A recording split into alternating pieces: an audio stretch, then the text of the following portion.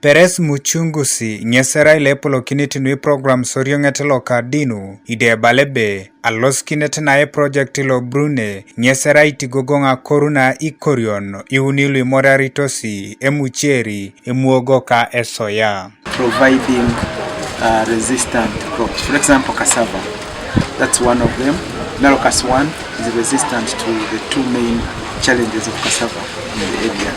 Cassava mosaic. Ageonina etegiarore project ilo okari unikau muchungusi nyesebala ebe apedosi kesa korar achumana kaisa kanyare idiope nuwe pachete emucheri akaisa kanya unikany nuwe pachete esoya kakaisa kanya unikany nuriete emuogola palan neja asaso swaitini nuwa Akoriok koto marina oteso kangini na kolango. Akoriok kulimori aritosi masilina tiang ka George okolimongolu asosite na chowa kotomo district aloko kapelebiong kesi maruntos ajo kishonwe Ameda utu kesi kaneja si Acuuman nuwa kora kinikeserio ngetloka dinu. These machines they were given us one for slashing the cassava, and then we have also the drying rack, and also we have the one which can clean rice after you harvest.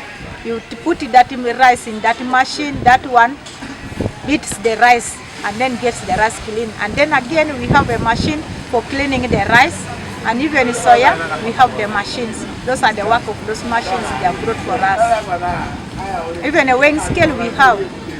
So because we like to weigh our crops after we have harvested from the garden, we want to know every member how many kilos has that one got.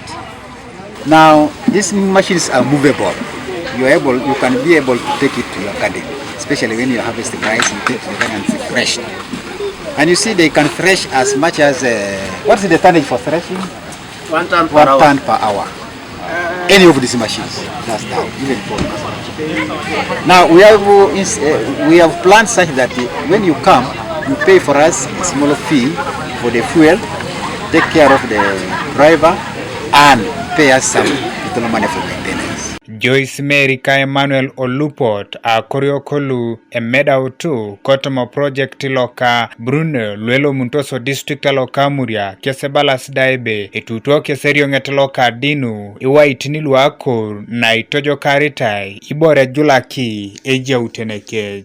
Yongde lo dime ngaraksono waila korakene so ai shaliki sacho korata sacho mano ingarakne so talan ko senyamat era moikin se sokoni ngarak bo so dino ai boman ki so gurupun so dai nan kin sacho wa kede shaliki se polo monoit aje kusine guru bang na la dino ai nakibere sacho wa ai la ai juljule kone la nyama akor ko pande lo sangara akor esoya bongona je kusikia na kisacho ma na ichome soya Karaida eta miterio ngetla duna iganga Akoriok Acuuman nui yata kineta Ameda tomo korion akalo na asakun Akoriok kane kotomo teso karingi na kolango ka Uganda kirai moriari kesero ko etere kina kai ningosit na deka sinei kai kurulu esurono kineti koriono kotoma Misrin ido apugani torite tomorionget lo akor nyesida ekoto alomuno soda ingaraki na Akoriok alomu ni kotoma iningo siangun Kanuka TV East Alexander Makeyo Kori.